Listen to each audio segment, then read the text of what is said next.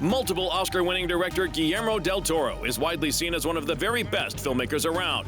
He's a master in the fantastical and horror genres, and his projects almost always involve creatures and monsters. A roar? Show you a smile. Smile. And while the beasts come in all shapes and sizes, they're usually done the old-fashioned way, using prosthetics and makeup. The interesting thing, though, is that Guillermo's movies' plots aren't black and white. They don't just come down to human good, monster bad. If you see Pan's Labyrinth or Devil's Backbone or Kronos, and generally in my movies the real monsters are the humans. And the monster is there to sort of serve a different purpose. Even Crimson Peak, the ghosts are there, but they are not the evil entity. The humans are the evil entity. Del Toro has a very interesting approach to telling his fantastical stories.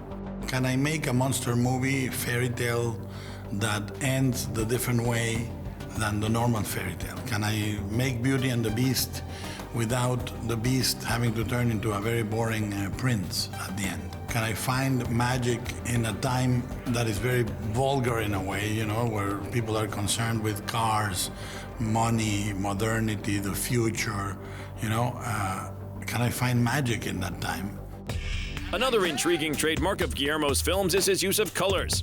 Of course, all directors play around with them, but with Del Toro, it's really notable. Take The Shape of Water, for instance, where everything has either amber or blue hues. Or how about Crimson Peak, where he went all out?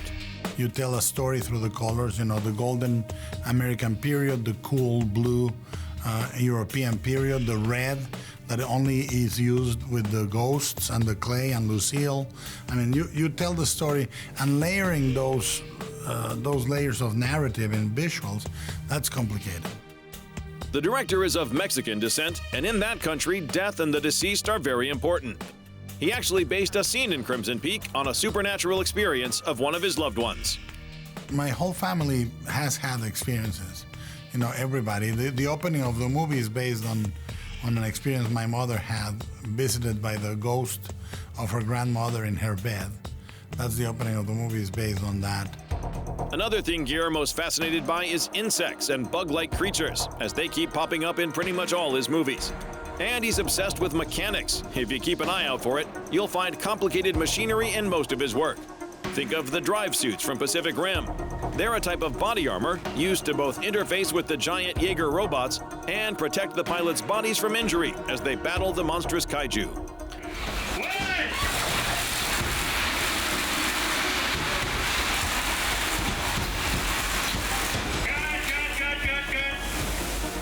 Another trademark from the director is that his films are very contemporary.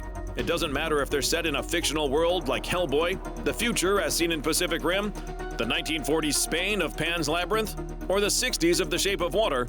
All of Del Toro's movies serve as mirrors for today's society.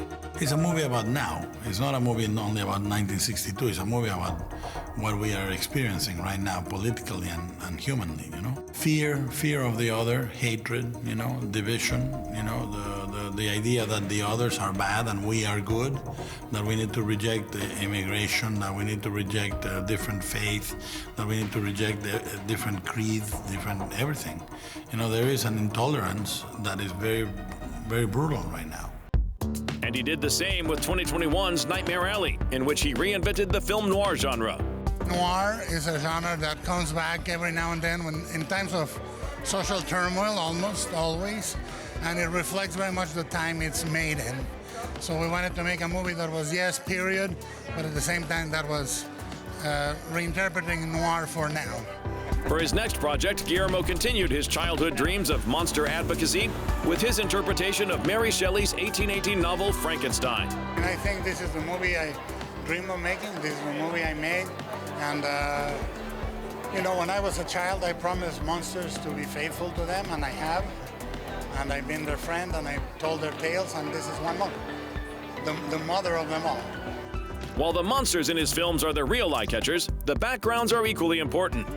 The acclaimed director's pictures are incredibly rich in visuals, and everything is perfect down to the smallest detail, often impressing even his cast. It was always like, geez, Guillermo, you have a great art director. Who did this? And he went, I did. I designed. This is what I want. He knew how he wanted to look. He knew what the apartments he wanted to look like, and he has these people around him who can just take this vision and make it reality. He's got a reason for everything. Everything he does, there's a reason for it. There really is no other director like Guillermo del Toro, and whenever he releases a new project, we're always excited to see what he's come up with this time.